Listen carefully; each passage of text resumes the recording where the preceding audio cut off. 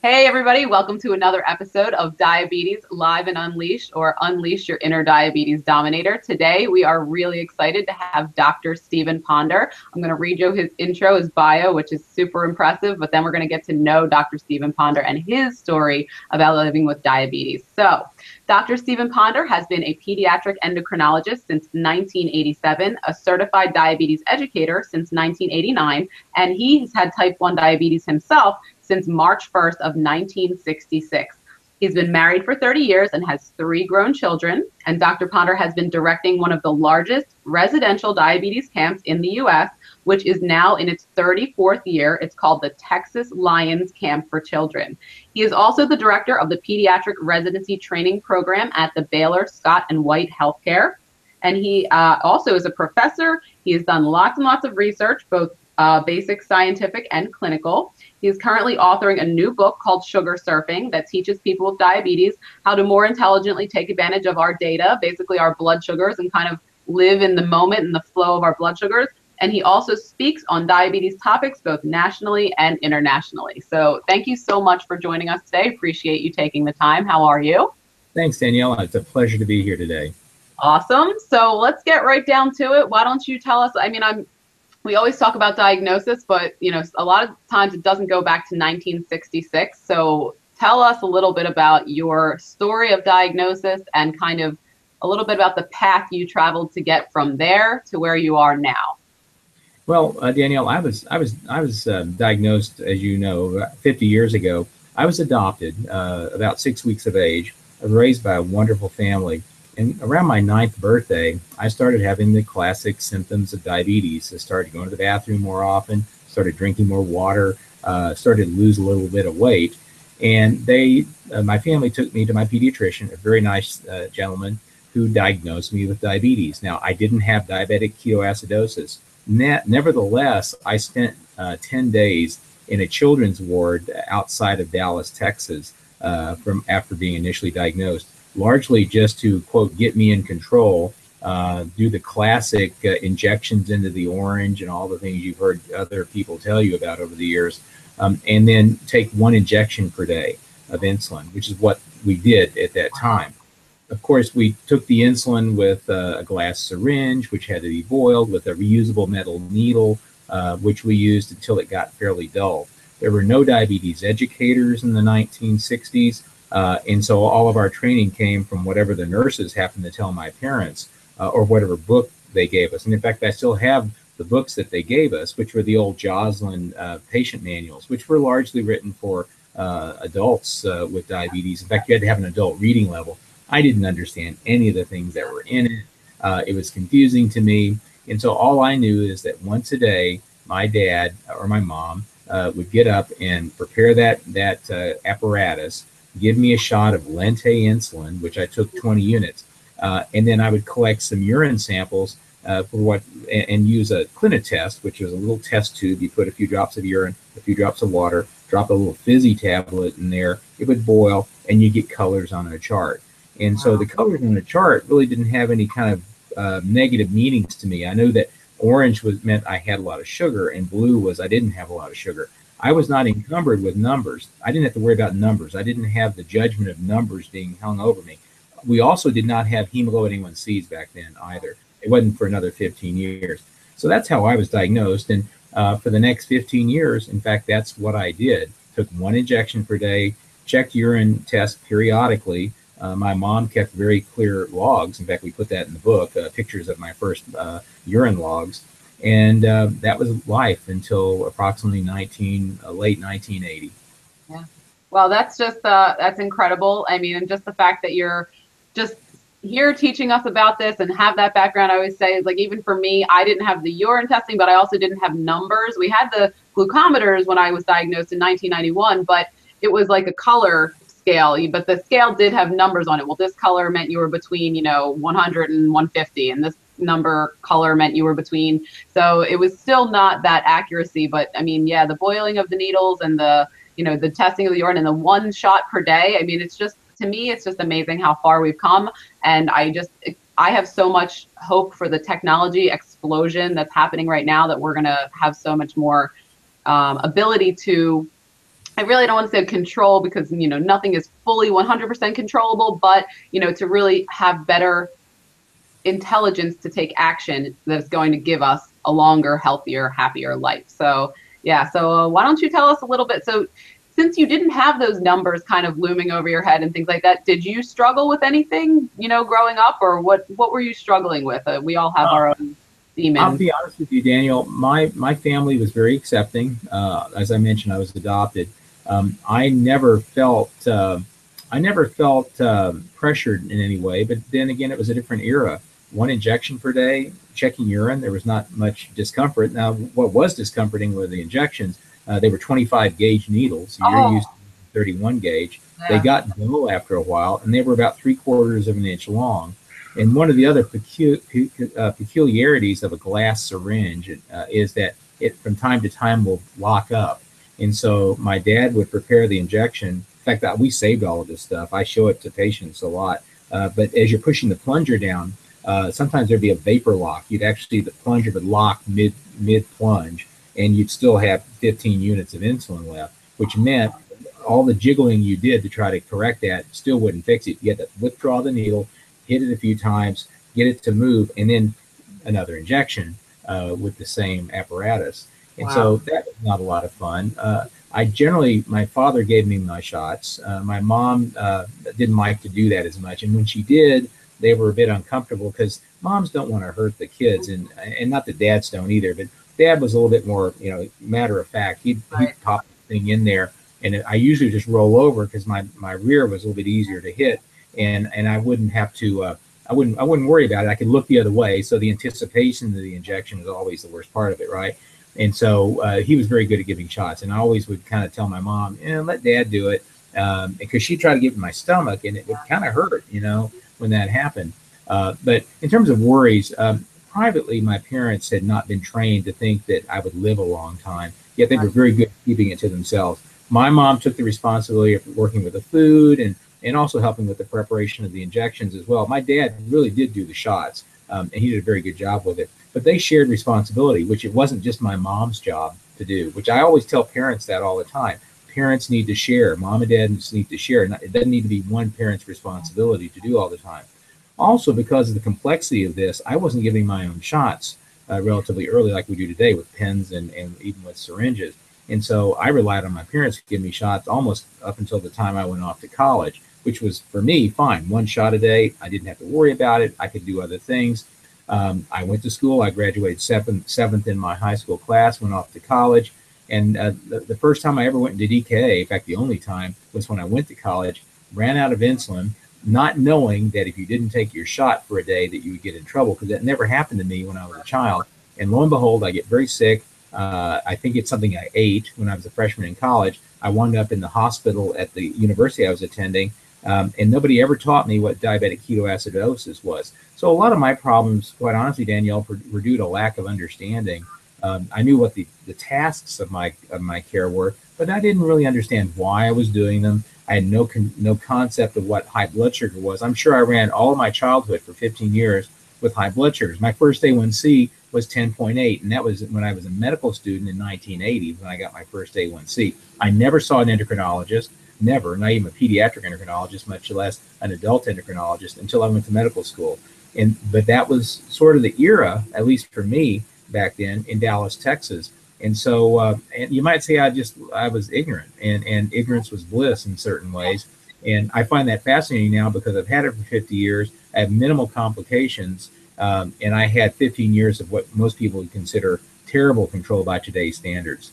Yeah, there's a couple things I want to touch on there. First thing, I'll just go with the first thing you just said about that is, that was one thing I was really worried about too, because for me, I spent 10 years of my life with an A1C around 14%, and I worried immensely about, what damage did I do to myself? Because, we hear all about these complications. You're going to, you got to get your toe amputated, and you're going to get cataracts and retinopathy and this and that and the other thing. But I mean, knock wood, I get my eyes checked every year. My doctor says that he would never know I had diabetes unless I told him, and I have no complications currently, and I've 24 years, and I ran 10 years at a 14 A1C just like you ran. So I like to use that as a positive point, because look, it's like it's never too late to change. It's never too late to make healthy changes, and you didn't already do too much damage that it can't be, you know, taken care of, or even sometimes reversed, you know, depending on what we're talking about. So, you know, that's a really important point. And I'm glad that, you know, you had that experience to share too. And another thing that I think is so amazing is that you had the wherewithal, or maybe it was just because you know, had parents that kept stuff, that you still have that stuff, the syringes and the logs. I mean, that's priceless. That's like, to show that, to have that, it's just, I think it's just so, I'm sure it's super valuable to your patients to see, you know, the experience that it used to be versus the experience that it is now. So Absolutely. Old pumps, glass syringes. My mom saved everything. And when I was in one of my practices, I had a glass case that we would put all these items up. Old pumps, the first meters, the big, iTone meter that weighs about 5 pounds, it feels like, that you plug into the wall. All my old autolets from the old Lansing device days. We had a huge drop of blood for that. All the strips, like what you described, you have to put a drop of blood and you have colors on them. 50 years of diabetes gives you a lot of perspective. And I've had diabetes about half as long as, or a little over half as long as insulin has existed to treat it, which is kind of a sobering fact when you think about it. People think insulin's been around a long time, but I've had it for 50 years, and insulin was really made available in the early 1920s. So it's a fascinating experience to think about all the things that I've seen, just like what you've seen in 24 years, that have made such a difference in our lives. Yet we still have to focus on the decisions and the choices we make every day. And that's no different now than it was, quite frankly, 50 years ago or 24 years ago. right. So on that note, was it in medical school when you kind of, because you were saying that kind of ignorance is bliss thing, when did that ignorance turn into knowledge of, you know, and then you realized what had been going on and you learned? So when did that, you know, kind of transition begin to take place for you? I think that I was I think I was probably in denial in certain ways, even though I didn't go into DKA, like I said, until that one time in college. I was just fairly meticulous about taking injections. I didn't check much in the way of urine tests after I got into college. So basically, I took a shot every day. That was really, as I tell people now, I stayed alive. And when I got into medical school, and I met a wonderful endocrinologist. He's still alive today, and I'll mention his name here. His name is Melvin Prince, or Mel Prince. He spent a lot of time doing research in type 1 and type 2 diabetes, worked with Eli Lilly, and is still a researcher, as I understand. Well, Dr. Prince put me on the path to where I needed to go, along with another physician who was my inspiration in pediatrics, Dr. Luther Travis. But Dr. Prince just looked at me, did my first A1C, found that I did have some background retinopathy in my right eye, referred me to an ophthalmologist who I wound up seeing then for 30 years, and who gave me some laser therapy in one of the eyes. It was that shock of the fact that I actually had a complication. That was my aha moment. And I thought initially, without any perspective, that I'm going to go blind, because that's what I'd heard growing up. People with diabetes go blind. I never thought I'd make it to the year 2000. That was kind of a secret I had in the back of my mind. I never shared with anybody, even my parents. And only later that I mentioned earlier, my parents didn't really think I'd make it that long. And so here I am 50 years later, and it's a much different story right now. But that was my aha moment, was in medical school when I tried to negotiate my way out of going into a multi-dose insulin regimen. I tried to use all of my intellectual skills to say, well, one shot a day should be just enough. Why couldn't I go to Ultralenti, which was the equivalent of Lantus back then, instead of doing the Lente injection that I was taking? Well, after about several weeks of talking back and forth with my doctor and some great diabetes educators at my institution in Galveston, I came around to going to 2 injections per day. That was a huge leap forward. And immediately I started feeling better. I had more energy. I felt better about myself. And I was already in medical school at that time.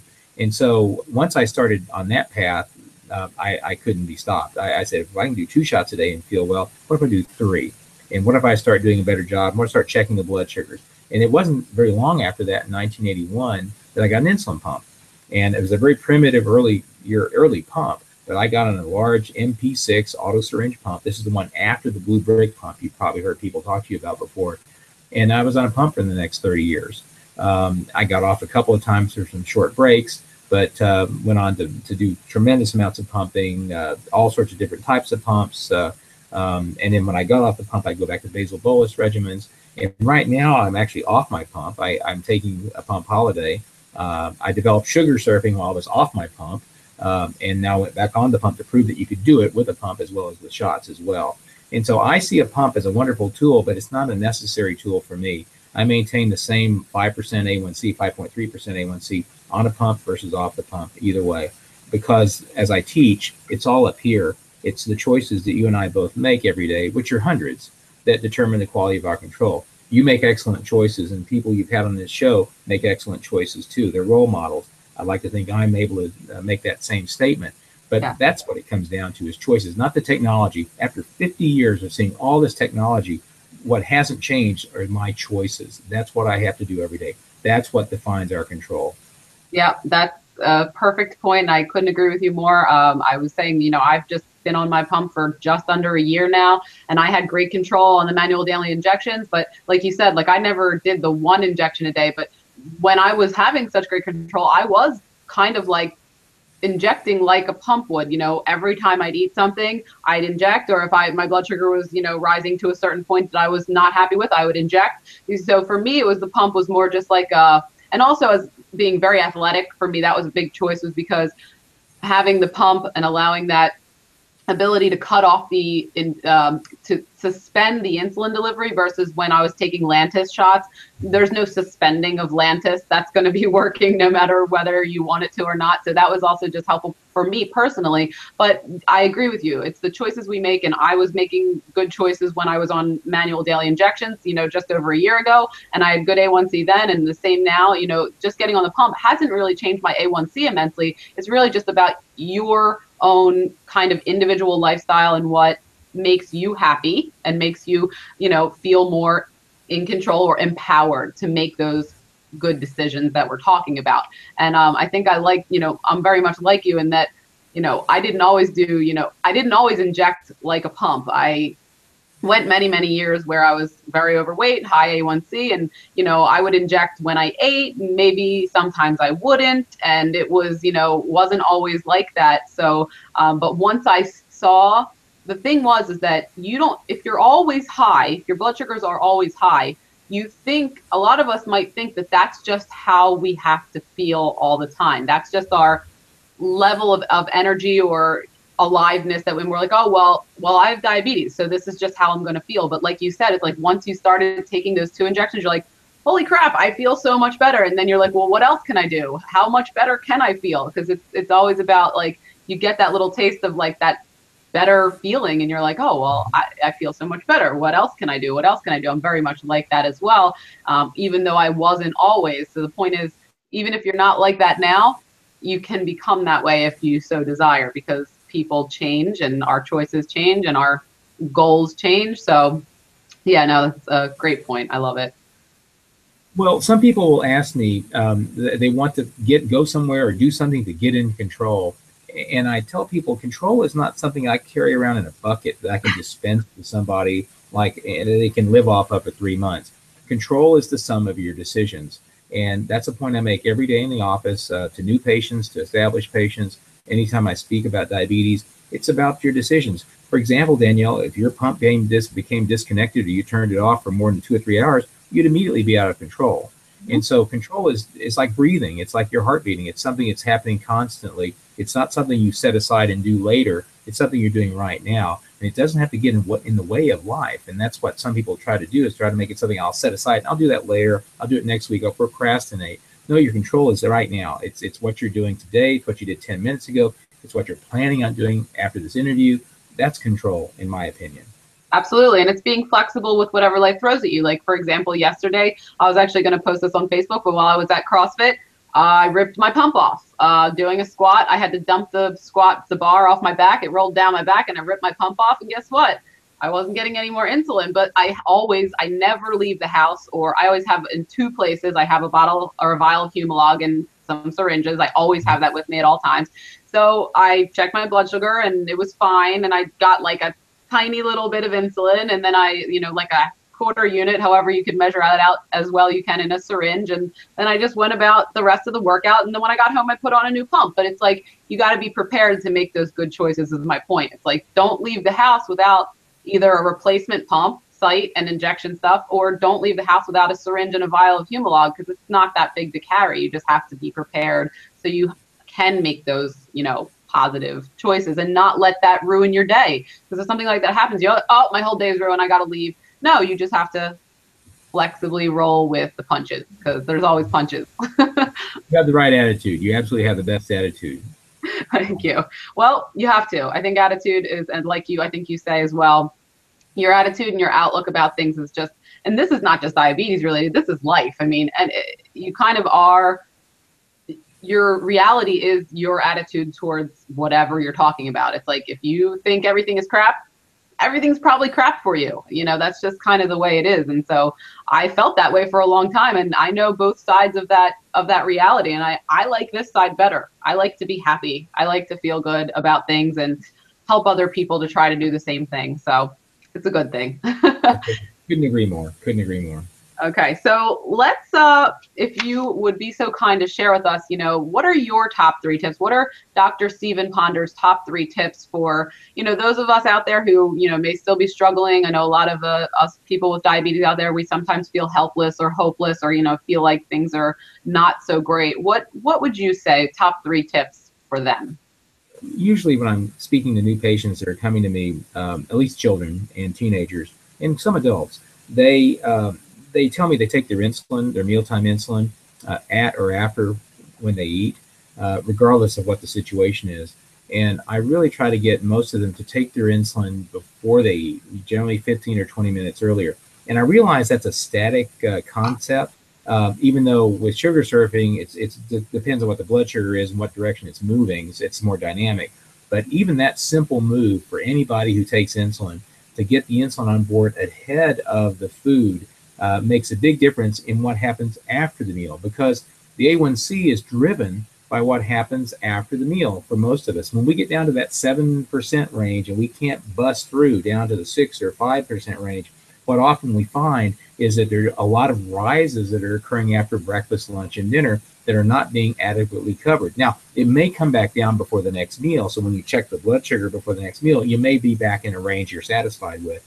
But those after meal rises, or spikes, as a lot of people like to call them, are better dealt with by better timing or synchronizing food and insulin, which also brings me to the second point. That's really becoming a student of things you eat. You've made several comments about that during our interview, that you have a comprehensive knowledge about what you eat, and you're very knowledgeable about nutrition.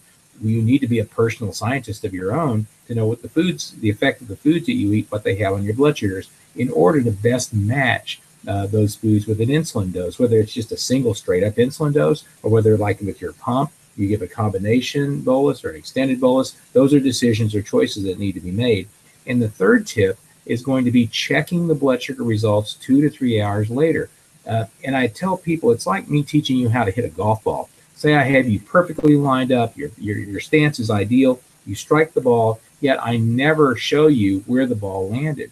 Well, how can I ever make you a good golfer unless you know what the result of your action is? So if you don't check a blood sugar, whether it's with a sensor or whether it's just checking a blood sugar 2 or 3 hours later, you'll never attain the control you're really seeking simply by trying to hit holes in one with an insulin dose and measuring some food, because it's not always going to happen. Even the best golfers may hit the ball perfectly well, don't hit holes in one. So why should we expect people with diabetes to just measure a dose of insulin based on some algorithm, weigh and measure the food, even take it properly before the meal, and expect to just hit nothing but net or a hole in one?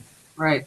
That's those are fantastic tips, and I don't think anybody that I've interviewed so far has given such specifically actionable tips. I mean, then that I love actionable tips, things that you can literally do right now, do today. And I have to say, from a personal experience, and what you were talking about, some people call it pre-bolusing for your meal. And I had an issue with that mentally or emotionally, before, sometimes like, oh, well, what if, because some people are forgetful, they forget. And I always tell, sometimes if I'm seeing a client and I say, you have to set an alarm then. We have alarms for our phone for every single thing that really isn't even that important. You can set an alarm for 20 minutes. The only time that I'm a little apprehensive about pre-bolusing is occasionally when I go out to eat, depending on, if I order something and maybe I don't like it, or maybe it's not what I expect it to be, and then I'm not going to eat it. But 99% of the time, 20 minutes or so before I eat, I make sure I pre-bolus, and that has made a gigantic difference for me personally I would say within the past year of my life even. So I love that. I love that tip. And I think it's really important that we kind of all realize, like you said, the post meal spikes are the things that can really keep us back from having the A1C that we kind of desire. So that's awesome. So much good stuff. So tell us a little bit about your sugar surfing book and any other projects that you might be working on right now that you'd like to share with us. Definitely. Let me give you a couple more tips based on what you just said. When you go out to eat, Danielle, and you may not know when the food's going to get there. I've been in the same place, and I always, of course, have the carbs with me, like you probably have juice or supposed to have, just in case the kitchen breaks down and you do something. You'll make sure there's bread on the table or some sort of carbohydrate source. But even if that's not the case, and say you invited me over to your home and I had dinner and I had to take my injection because I didn't know what you had on the plate, I would probably sit down and chat with you for about 10 or 15 minutes while my insulin worked after I saw what was there. Now, kids may not have that opportunity, but they have 20 minutes for lunch. So you just may have to bite that one and just take the shot and eat. The other thing is you can rearrange the order of the foods you eat.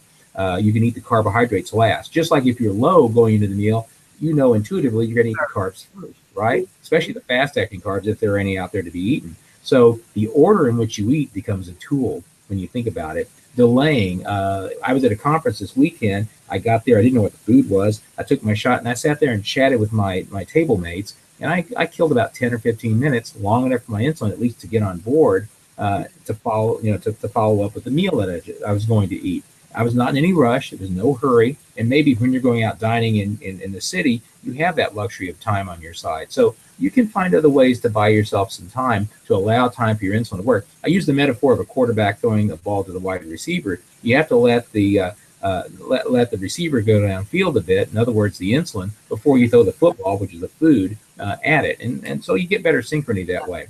Now I'll shift gears back to what you asked me earlier, and that's the book, Sugar Surfing. I have a draft copy of the book right here. This is what it looks like, just so you know. Awesome. Sugar Surfing is written by myself and my co-author, Kevin McMahon. It's about to be published in the next week or so. In fact, we're getting our second proof right now. And after that, we've already pre-ordered over 1,000 books have been pre-sold before this came out, from across the world, from China to South Africa to all points in between, largely because of social media awareness of this topic.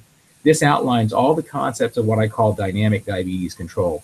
What we are taught, what I was taught, and what I even teach now as a physician is to teach people static rules, algorithms, certain rigid ways of behavior, which certainly get you a certain distance, but there's more than that.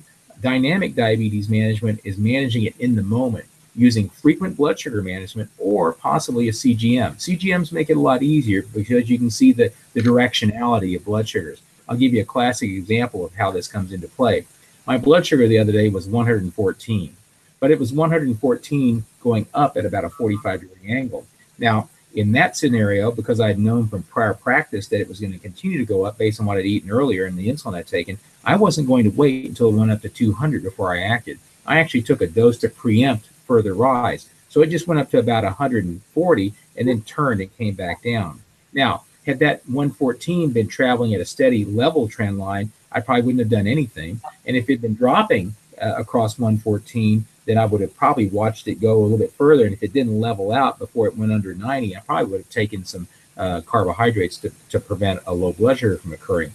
But that example there points out three different scenarios with the same exact blood sugar that would involve either eating, taking insulin, or doing nothing. And that's at 114, which most people would say was a wonderful blood sugar to maintain, because blood sugars are not static. They're constantly moving. They're always moving up and down, shifting up and down in everybody, not just with diabetes. A person without diabetes can be on a CGM device and see all sorts of ups and downs in their blood sugars. I've just learned, and what sugar surfing describes, is how to maintain those blood sugars in a normal range, or actually, quite frankly, sometimes better than normal range. I've compared my sugar surfing results for 24 hours against a non-diabetic person, my daughter, and my readings are tighter than her normal reading. But it requires time and attention. You have to weave it into your daily routine. You have to glance at the receiver to kind of look at the readings. And I look at my sensor about 40 to 50 times a day. and I just glance at it. It's like you driving your car, looking at your dashboard. You look at it probably about 15 or 20 times every hour, see where you're at. And you're using that to process information to make decisions about what you're going to do next. I do nothing different. I just do it with diabetes. I just glance at my receiver.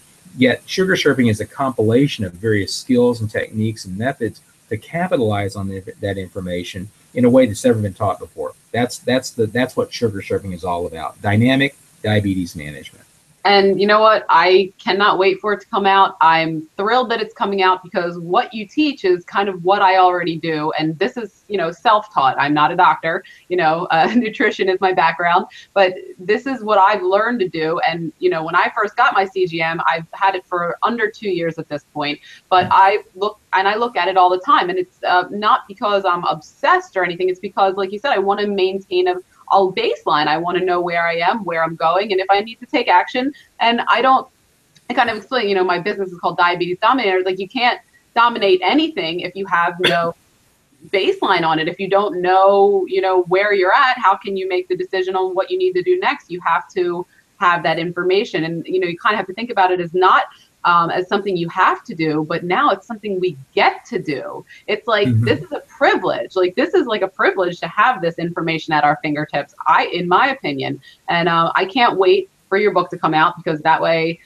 kind of the way that you're teaching, and, I know that this hasn't been taught before. And this is something that I think the world of diabetes really needs, is like a fresh, really actionable outlook on what not just kind of like a heady, maybe this, this is exactly what you need to do, this, and this, and it's a step-by-step kind of like 3 actions that you can take for a 114. Here's what they are. It's awesome. I mean, it's really great. And well, let me tell you, this is right now in just real time, 85, and I'm doing fine. I'm actually doing this over lunch, and I've not eaten lunch. And so my basal rate is set properly, and that's discussed in the book. My basal insulin, which is Lantus in this case, is working just fine. So if I omit food, I don't drift down, I don't drift up, I stay steady. I use the forces of insulin and food to shift this line, move it up and down in a way that best suits my needs. That's and excellent. I use the word manipulation actually in a very positive light. Most people use it in a negative tone. But I manipulate my blood sugar direction, my line, if you will.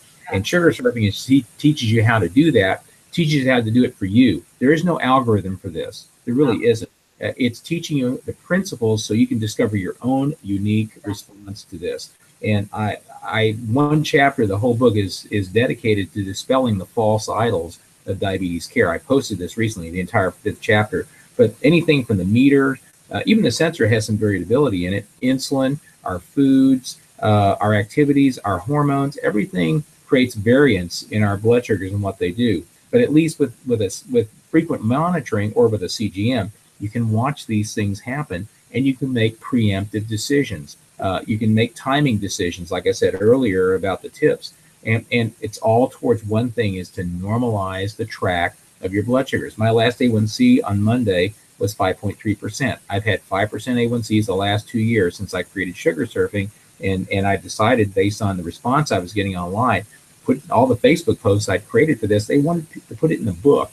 And so I said, fine, if I can get the crowd to support it. So we did a crowdsourcing campaign, and that's what gave rise to the creation of the book. It was never, quite frankly, my intent to write a book about this.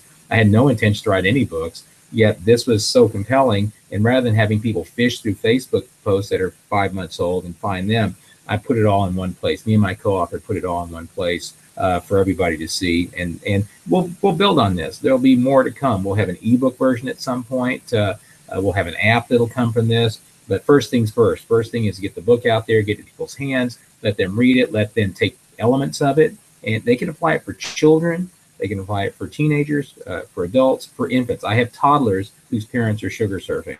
Yep. So there's no age limit. It's type 1. It could, in theory, be type 2 as well. You and I focus on type 1 issues, but it's just learning how to manage blood sugar directions with frequent feedback. That's it. Yeah.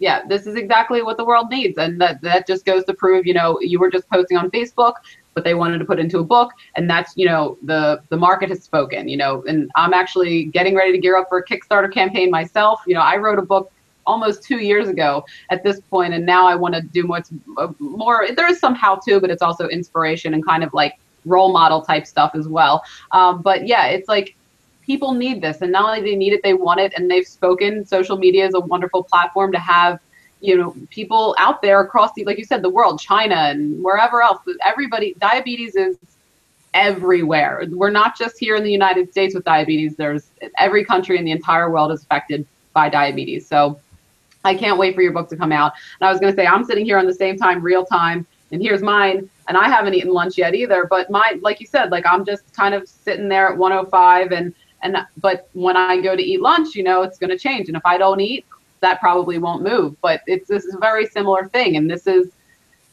to me, this is a breath of fresh air, because a lot of times I feel like I'm the only one out here saying this kind of stuff. And sometimes people look at me like I'm crazy because I'm not a doctor. You know, I don't have an you know, medical degree to say, you know, this is what you should do. This is just what I've done and what I've, you know, had clients have lots of success with in the past, you know, proven. You know, that's kind of science. You keep proving it over and over and over again, and it kind of becomes, you know, a truth. So I can't wait to have your book out there and say, look, Dr. Ponder, he says it's true. So get it together. So no. Disease. And I tell this to people all the time, that diabetes is a self-managed disease. And that's frustrating, I guess, to some physicians. And I'm a physician, but I'll tell people at the very first meeting, I don't take care of anybody's diabetes. I can't make the hundreds of decisions you make every day. I mean, there was a study done a few years ago that counted the average number of choices, food choices, the non-diabetic person makes. 221 choices are made every day by the non-diabetic individual about food alone, much less if insulin dosages, meter readings, and all the other things you have to do in life. So your life is constantly one of decisions and choices and weighing and measuring things, so to speak, in your mind. And your control is the outcome of all that. So why not look at it for what it really is and make the best choices possible that are uniquely applicable to you? And that's what sugar serving is all about, for you to find your own way. I don't know what your needs are any more than you know mine, but you can teach yourself, and you have done that. You've done a natural sugar serving approach. Have taught you what your body needs and what you need to do in advance to prevent that line from moving around too much and maintain a tight level of control, near normal or at a normal level of glycemic control, what it looks like to me that you're maintaining right now. Great. And then that's the thing, it's what you said, you know, there's no algorithm for it. Basically, it's like there's no algorithm for individuality. Like there's just not, you know. So this is perfect. And I love it. And just for everybody out there watching, you know, don't worry, I'm going to post any and all links that Dr. Ponder gives me, you know, to be able to pre-order his book if that's possible, or, you know, like him and follow him and all this other stuff, websites. I'm going to post all that under the YouTube video. So don't, you know, scramble and worry about you can't find it, because I'm going to provide all that for you. And so before we kind of wrap up here, is there anything else that you'd like to add to this? Any other wisdom you'd like to give to us today? Daniel, I think that more and more people, children and adults, are being diagnosed with diabetes of all types. In my career, I'm seeing that increasing in frequency, especially in younger kids. I think our biggest challenge is making sure we support people. We give them a positive can-do attitude. My Facebook page, The Power Within, is based on the metaphor of the Wizard of Oz, which was that Dorothy always had the power to return home, and she had to learn it for herself through her journey. I'm just like you. I'm trying to unlock people's power within. Everyone's capable, in my opinion, of managing their type 1 diabetes. They need support. They need teamwork. They need understanding, and they need some information, but they don't just need prescriptions all the time. I know that keeps us all alive, like it did for me for 15 years. But what we need is to inspire people with blogs like what you're doing. Hopefully sugar surfing will also act as a source of inspiration for certain people. But that's really what we need, because the artificial pancreas, as exciting as that may be, is not going to be available to everybody in the world. And honestly, I would be happy to hand over my spot in the line for an artificial pancreas to anybody else, because I can maintain normal levels of glycemic control. And I do it, I don't want to say effortlessly, but I know how to do it, and I feel comfortable. So any of my patients, my young patients, I gladly give my spot to them to get that, because I have mastered, in my opinion, my diabetes. And I would love to help other people master their diabetes in the way they see fit. And because this is a very individual condition that you and I have, and we have to choose for ourselves how we want to take care of it. And that's what I'm trying to do. That's what you're trying to do. We're warriors in the same battle, and that's what we're here for. We're here to help other people. And that's what I hope this helps. I hope this video helps. I hope that you continue your very honorable work in this field. I wish you much success in your career. And in any way I can help you in the future, please don't hesitate. Let me know how. Well, thank you so much. And really, I couldn't have said any of that better myself. Thank you for, fighting on the same team, fighting this noble fight that we all fight together. And like I was saying, I mean, my Twitter banner is "We're stronger when we stick together." No pun intended. I mean, but pun kind of intended, because it's true. We're just one giant team of people. Yes, it's an individual disease, but we are all fighting for kind of the same outcome, that mastery, that level of feeling like we have that ability to take good care of ourselves. So this has been an amazing interview for me, and I'm so thrilled to have had the chance to talk to you, and I genuinely hope that one day I get to meet you in person. But until that day, we're going to wrap up this episode here, and we will catch you all on the next episode. Take care, guys.